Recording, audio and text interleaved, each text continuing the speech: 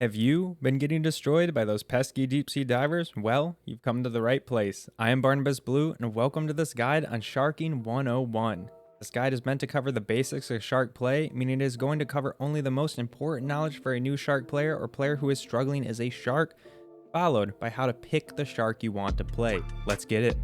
Starting us off with the basics, we have thrashing. As a shark, you thrash divers to deal damage to them. This is done by moving the mouse rapidly. The most common and effective way to thrash is to move your mouse side to side.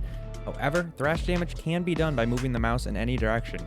How fast you move or shake your mouse will impact how much thrash damage is done. However, I do not suggest doing it as fast as possible because you can and often will become disoriented on where you are, and there is a limit to how much thrash can be done based off mouse movement. One thing many new shark players are really missing out on is that the left click is the shorter lunge that uses less stamina, whereas the right click is the longer lunge that uses more stamina. This is extremely important, especially if you play hit and run shark, as you're going to want that longer lunge to be able to get in and out in one fell swoop. Or if you're happening to play a great white shark, you'll need to conserve more stamina and you'll want to use the shorter range lunge most of the time. This is so you can have enough stamina left to grab another diver. Another tip is to continuing to hold down the shift button once you have a diver in your mouth. This is going to let you keep getting that extra speed from sprinting. The Thresher Shark, however, is one shark that cannot do this. However, keep in mind your stamina bar. If you plan on lunging again after killing the current diver in your mouth, then make sure you have a slight bit of stamina left to do so. Sharks with higher stamina will benefit more from this. As a shark, your goal should always be to kill all the divers, because a good diver team will not give you the chance to destroy the robot Steve. However, there are times where you should ram Steve. If Steve happens to be in open water and no divers are protecting him, then you should ram Steve to force the divers to come out to attack you. The other important time to ram Steve is when Steve is on his final approach to the boat. If Steve manages to get to the boat, you lose as a shark. So, if you need to buy more time, because the divers have too many life tickets, then you're going to have to ram Steve. A really big and really important part of playing sharks is to deny the divers of gold. If you see a diver going off alone to get extra gold, don't let him, as this is going to help the divers get better equipment sooner. In the beginning of the game, sharks need to keep pressure on the divers to keep them from hoarding too much gold. If the divers get lots of gold too early, it's going to be very hard to win as the sharks. Putting pressures on the divers means knowing where all 4 divers are at all times. This will help you know if they're going to gather gold and how many supporting divers can back up the diver you want to go for. This also requires, though, the sharks to be a little aggressive in the beginning, but not too aggressive to the point where you go in attacking all 4 divers, all of which are ready to already shoot at you. To help keep all 4 divers on screen as a shark, here's a little tip. Go into your game and UI and turn your field of view to the max it can go. This is going to help you see more on your screen. Here's another really underutilized, really helpful tip. Make sure as a shark you attack from all directions, especially above and especially below. Even if the divers are experienced and might be seeing it coming, most divers won't, and most people do not aim as well in the vertical plane due to it not being as natural for the arm, and the fact that most FPS games don't aim on the vertical plane. As you probably already know, if you're wounded as a shark, you can go in and eat seals that swim around the map and heal you. Some maps have seals that are farther away than other maps, so you need to consider if going to grab a seal is worth it or not. If you are ahead on lice with the divers and you are worried about them getting extra gold while you spend time to grab seals, then sometimes it's best just to die. My suggestion is just make dying worth it. What I mean by this is take out a shark shield on your way out, take out a pat turret, grab a diver next to a mine that you know he has down, and try to blow him up with the mine. The next tip as a shark is to make sure to weaken or destroy walls or windows to give the sharks more routes of escape. This also forces the divers to watch multiple ways instead of being able to just focus on a couple doorways. You can tell when a destruction is about to break because it will be glowing bright red for the sharks. As a shark, I like to get the big walls bright red and leave them there so I can exit out of those walls, because when you break through those walls, it leaves behind a visually impairing dust cloud that you can escape through, making it very hard for the divers to shoot you on the way out. And also always remember to put yourself in cover, as many experienced divers are quite good at seeing far distances, and the visibility is really going to depend on the map, and if you don't play diver a lot, you won't be used to the visibility for the divers on that map.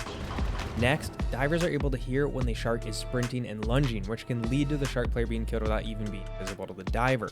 As a shark, you need to counter this by only using your regular movement and not sprinting when you're getting into position right before attacking. This makes it so divers may not be able to tell where you're coming from because you're not making a lot of whooshing sounds. Next is one you think is pretty obvious, but you see people not do it all the time, and this is to attack with your teammate or back them up. It is much harder as a diver when two sharks attack at once. Many divers will also chase a shark after it grabs a diver. This is a great time for the other shark to go after the divers, as they will be distracted by the shark that attacked first. Now onto the part a lot of you are waiting for. This is to know your shark, so you know which one to pick that is suited to your playstyle. What I mean by this is know what your shark's good and bad at.